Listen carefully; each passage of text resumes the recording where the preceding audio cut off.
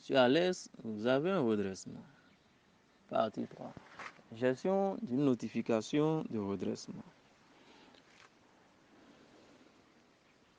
Dans la vidéo précédente, nous avions dit que bon fiscaliste, lorsqu'il reçoit une notification de redressement, commence à interroger la forme pour voir s'il peut invoquer un vice de procédure afin d'induire une annulation totale ou partielle de la notification de redressement.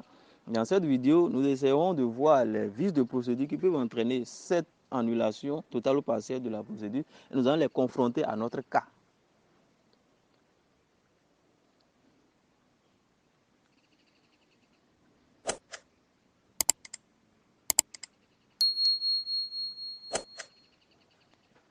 Les vices de procédure susceptibles d'entraîner une annulation totale ou partielle de la procédure sont listés pour la plupart à l'article 582 du Code général des impôts. Alors, pour être complet en termes de vices de procédure, il faudrait interroger aussi bien la doctrine, c'est-à-dire l'ensemble des opinions émises par les hommes de droit et la jurisprudence, c'est-à-dire l'ensemble des décisions de justice. Mais pour notre cas, nous nous arrêterons aux vices de procédure contenus dans le Code général des impôts. Nous avons deux sortes de nullité.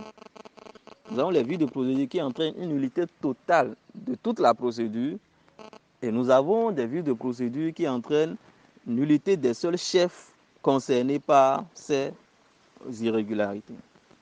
Alors, qu'est-ce qu'on appelle chef fondamentalement? Vous entendez dans les films, un chef d'accusation, chef d'accusation. Un chef, c'est un point capital sur lequel porte le redressement. Par exemple, on vient vous redresser sur l'ensemble des impôts que vous payez, IRPP, etc. Et il y a une irrégularité sur la TVA qui entraîne une annulation du redressement de cette TVA seulement. C'est de ce dont nous parlons ici. Alors, quels sont les vices de forme qui entraînent une nullité absolue de toute la procédure? Alors, il y a le non-respect des délais entre la clôture d'un contrôle sur place et l'envoi de la notification de rectification. Il faut bien comprendre que s'il y a rectification, c'est qu'il y a contrôle avant, même si vous ne le savez pas, même si on ne vous dit pas. Donc, il y a un délai entre les deux, surtout quand il s'agit d'un contrôle sur place. Et quand il n'est pas respecté, toute la procédure tombe. Il y a le renouvellement par l'administration fiscale d'un contrôle sur place déjà achevé pour un impôt ou un groupe d'impôts pour une période déterminée. Si vous avez été redressé pour des impôts sur une période, l'administration ne peut plus jamais venir vous redresser pour les mêmes impôts sur la même période. C'est ce que nous disons ici. Et si l'administration le fait, tout le redressement devient nul. Alors, quels sont les vices de procédure qui entraînent une nullité des seuls chefs concernés?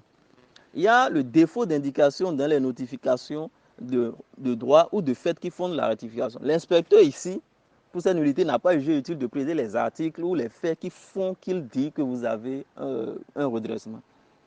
Analysons le cas au vu de ce que nous avons dit. Alors, par rapport au vice de forme qui entraîne une nullité absolue de toute la procédure, donc,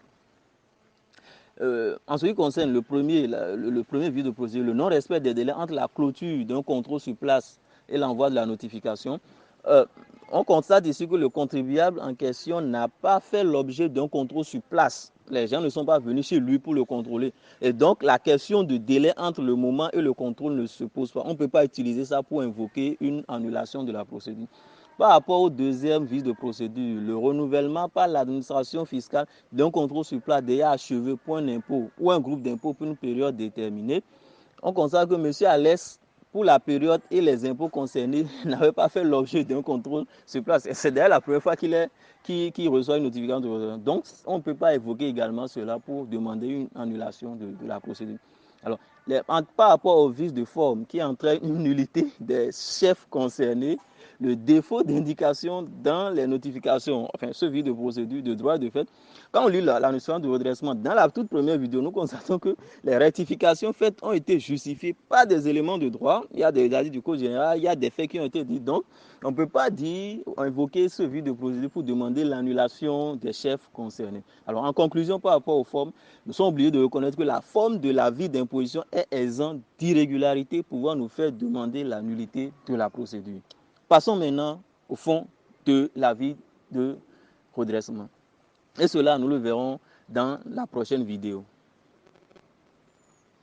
Alors, et vous êtes-il déjà arrivé de demander la nullité d'une procédure en invoquant un vice de procédure?